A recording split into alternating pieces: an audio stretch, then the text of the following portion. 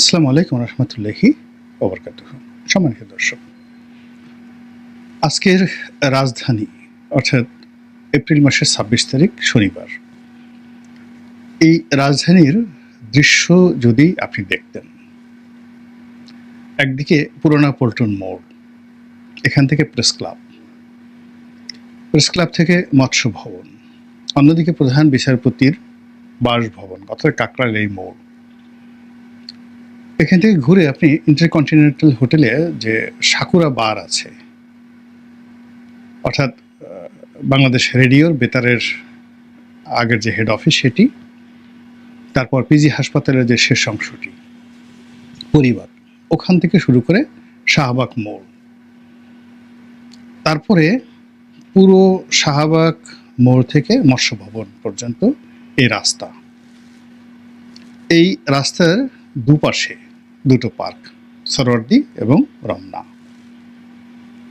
এখানে যে মানুষের ঢল নেমেছিল, এই ঢল আপনি যদি দেখতেন এবং এই ঢলের মধ্যে যদি আপনি পড়তেন আজকে, তাহলে আপনি বুঝতে পারতেন যে আওয়ামী লীগ এবং ভারত কতটা কৌশলে এখানে এগুচ্ছে। আমি প্রথমে এটাকে একটা সাধারণ সমাবেশ মনে করেছিলাম, বা ঢাকা শহরে এরকম একটা সমাবেশ হতে পারে এটাও আমার ধারণা ছিল না, আমি জানতামই না। কিন্তু এর আগে প্যালেস্টাইন মার্চ ফর প্যালেস্টাইন বা মার্চ ফর গাজা শিরোনাম দিয়ে জামাতপন্থী যে সকল আলেম এবং ওলামা, তারা যে বিরাট সমাবেশ করেছিলেন, তো সেটাকে চ্যালেঞ্জ জানিয়ে আজকের এই সমাবেশটি হলো মার্চ ফর প্যালেস্টাইন। তো এখানে মূলত যারা এসেছেন তাদেরকে সুন্নি মুসলমান হিসাবে আখ্যায়িত করা হয়, যারা ভালো নাম হলো আহলে সুন্নাত ওয়াল জামাত। বাংলাদেশে যারা ইসলামী রাজনীতি করেন তারা তিনটি ভাগে বিভক্ত।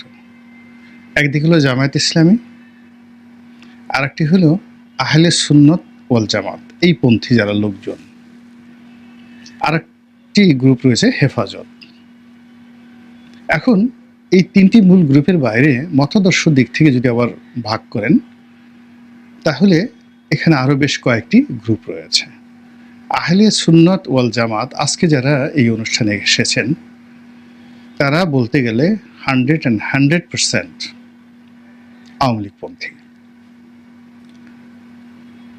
উপরে অনেক কথা বলেন, অনেকে যা কিছু বলেন না কেন, কিন্তু এখানে মূল যে ফোর্সটি, এরা সবাই আওয়ামী লীগপন্থী। 2 নম্বরে হলো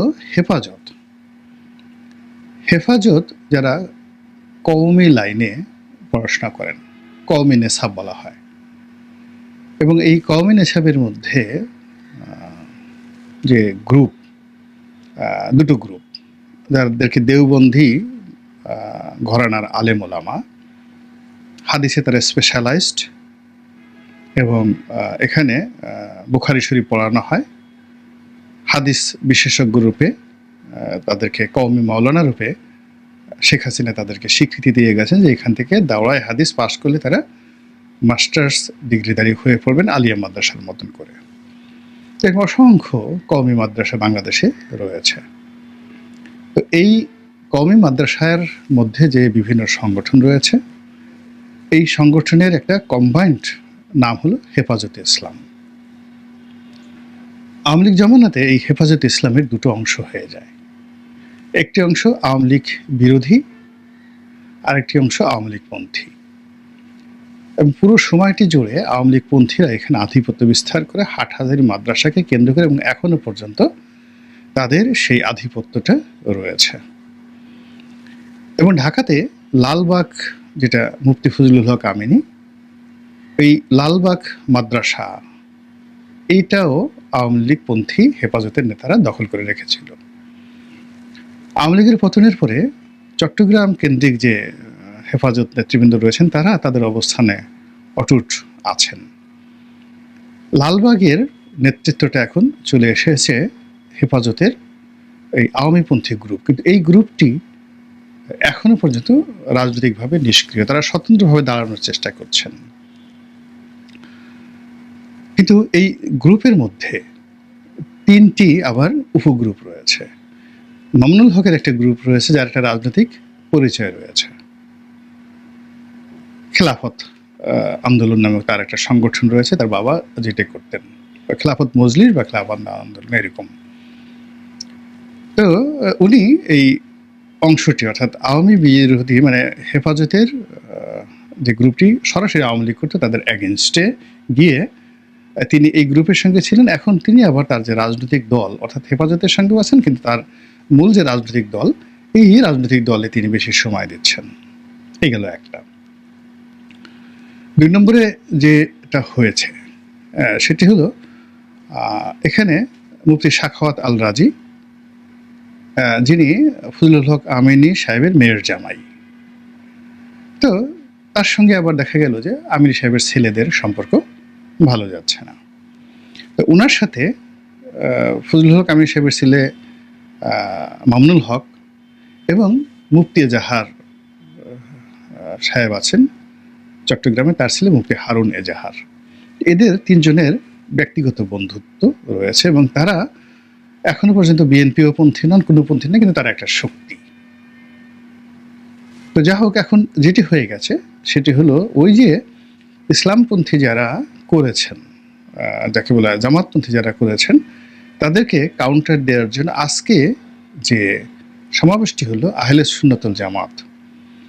তো আহলে সুন্নাতুল জামাত এরা করেছেন, এদের মধ্যে আর কোনো গ্রুপ নাই, এদের মধ্যে ম্যাক্সিমাম মাইজ ভান্ডারি, এনায়েতপুরি, আটরশি, ফুলতলি পীর সাহেব, মানে যাদের তরিকা রয়েছে, সিলসিলা রয়েছে, মাজার রয়েছে, তারপরে যারা পীর মোর্শেদ এই জিনিসগুলোতে বিশ্বাস করেন, তারা আজকে বাস ভরে ভরে এসেছেন। যদিও ঠিক এই তরিকার মধ্যে চরমোনাই পড়ে, কিন্তু চরমোনাই এখানে আসেনি, ওটা আবার আলাদা একটা গ্রুপ হয়ে গেছে, একটা স্বতন্ত্র একটা গ্রুপ হয়ে গেছে। এক পক্ষ জামাত করলো, জামাতের কাউন্টার আজকে এটা করলো, যেটা আওয়ামী লীগের একটা শোডাউন হয়ে গেল। এই জামাতের তার সাথে যেমন বিএনপির কোনো সংযোগ ছিল না, আজকেরটার সাথেও বিএনপির কোনো সংযোগ নেই। এরপরে আগামী শনিবার 3 তারিখে সম্ভবত সেটা ডেকেছে হেফাজত, এবং এখানে হেফাজতের যে গ্রুপটাই আসুক না কেন, এখানে 2 গ্রুপটাই আসবে। শুধুমাত্র চিহ্নিত আওয়ামী যে সকল লোকজন একেবারে নেতৃত্বের পর্যায়ে ছিল, যেমন মুফতি শফি সাহেবের ছেলে, আল্লামা শফি সাহেবের ছেলে মুফতি ফয়জুল্লাহ, ওনারা হয়তো আসবেন না, কিন্তু তাদের লোকজন আসবে। এবং হেফাজতের নামে যে সমাবেশটি হবে সেটিও বিরাট এবং ব্যাপক সমাবেশ হবে। ওর মধ্যে ধরে রাখেন 60 or 70% আওয়ামী লীগের লোকজন 2টো সমাবেশ করে ফেলল। আচ্ছা, এরপর যখন এরকম সমাবেশ হবে, চরমোনাই তো বসে থাকবে না, তারা বলবে জামাত করলো, হেফাজত করলো, আমাদেরই বা লোক কম কিসে, তারা তো ইজিলি এইখানে 8-10 লাখ লোক ঢাকা শহরে তারা সমাবেশ করতে পারে এবং তাদের সেই শক্তি জানান দিতে হবে। এবং আপনারা জানেন যে চরমোনাইয়ের বিরুদ্ধে অনেকের অভিযোগ ছিল যে সরকারের সঙ্গে, অর্থাৎ আওয়ামী লীগ সরকারের সঙ্গে তাদের একটা সখ্যতা রয়েছে, এবং এজন্য পুরো জামানাতে সবার প্রতি দমন পীড়ন হয়েছে, সবাই জেলে গেছে, কিন্তু এই দলের কোনো নেতাকে জেলে নেওয়া হয়নি। তাদের উপর শুধুমাত্র একটা জুলুম হয়েছে, সেটা হলো সেই যখন চরমোনাইয়ের পীর সাহেবের যে ছোট ছেলে, এখন যিনি নায়েবে আমির সম্ভবত, তিনি যখন বরিশাল সিটি কর্পোরেশন নির্বাচনে দাঁড়ালেন, তো সেখানে বোধ হয় সরকারের পক্ষ থেকে একটা গ্রিন সিগন্যাল ছিল তাকে ছেড়ে দেওয়া হবে, কিন্তু স্থানীয় আওয়ামী লীগ সেটা ছাড় দেয়নি। ফলে শেখ হাসিনার ইচ্ছা থাকা সত্ত্বেও তিনি মেয়র হতে পারেননি, এবং ওই সময়টাতে মারামারি কাটাকাটি হয় এবং সেখানে তিনি আহত হন, রক্তাক্ত হন। তো এরপর থেকে তিনি শেখ হাসিনার প্রতি আর বিশ্বাস আস্থা রাখতে পারেননি, এই নিয়ে তিনি শেখ হাসিনাকে অভিশাপ দিয়েছিলেন। কিন্তু দলের সঙ্গে তার যে ত্যাগ বা বদনাম, এটা থেকে বের হওয়া তার পক্ষে এখনো সম্ভব হয়ে ওঠেনি। ফলে তিনি যদি 10 লক্ষের একটা সমাবেশ করেন, সেখানে আওয়ামী লীগের উপস্থিতি প্রভাব কোন পর্যায়ে থাকবে, এই গেল একটা অংশ। এরপরে তারা যখন করবে তখন তাবলিগের লোকই করবে, তাবলিগের লোক তো বসে থাকবে না। সেখানে তাবলিগের 2টো গ্রুপ, একটা হলো সাতপন্থী আর একটা হলো জুবায়ের পন্থী। তো মাওলানা জুবায়েরপন্থী বাংলাদেশের যে গ্রুপটি আছে, এই গ্রুপটির সঙ্গে আবার এই হেফাজতের মামুনুল হক সাহেব, আল রাজি সাহেব, সাখাওয়াত আল রাজি সাহেব, মুফতি এজাহার সাহেব, এদের একটা সংযোগ রয়েছে। তো তারা একটি সমাবেশ করবেন যেখানে 50-50, সেখানে অন্তত 50% লোক আওয়ামী লীগের থাকবে। আবার যখন সাতপন্থীরা, ভারতপন্থী যারা, দিল্লি মাকরাজের অধীন যারা, দিল্লির নিজামুদ্দিনের যে তাবলিগের হেডকোয়ার্টার রয়েছে, আপনারা যারা দিল্লিতে গিয়েছেন ওখানে দেখবেন একটা স্টেশন আছে, নিজামুদ্দিনের স্টেশন, মূল নাম মেহেরুলি। তো সেই মেহেরুলির অনুসারী যারা তাবলিগের লোক, তারা যে আবার কাউন্টার করেন, তারাও তো 10 লাখ লোক সমাবেশ করাবেন যেখানে 100% আওয়ামী লীগপন্থী। এখন এই ঢাকা শহরে শুধুমাত্র এই প্যালেস্টাইন, মার্চ ফর গাজা, এটাকে কেন্দ্র করে আগামীতে সম্ভাব্য যদি এইভাবে সমাবেশগুলো হতে থাকে, যেই নামগুলো আমি বললাম, সেখানে আপনি আওয়ামী লীগের যে উপস্থিতি কিভাবে ঠেকাবেন? Is it possible? সম্ভবই নয়। দ্বিতীয়ত, এটার কাউন্টার বিএনপি বা জামাতের পক্ষে করা সম্ভব?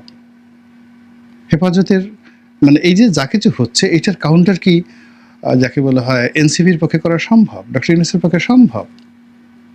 ফলে আমি দেখতে পাচ্ছি যে স্পষ্টতই যে রাজনৈতিক চাল, কৌশল, পরিবেশ এবং পরিস্থিতিতে আওয়ামী লীগ যেভাবে কাজ করে যাচ্ছে, যেভাবে ভোল পাল্টাচ্ছে, যেভাবে বিভিন্ন পোশাক, বিভিন্ন সুরতে তারা এই শহরে, নগরে, মহানগরে আবির্ভূত হচ্ছে, এটি ঠেকানো তো যাচ্ছেই না, বরং ক্রমশ ডে বাই ডে বেড়ে যাচ্ছে। কাজেই আপনারা যারা বড় বড় কথা বলেন, আওয়ামী লীগ বিরোধী কথা বলেন, আমি যে কথাগুলো বললাম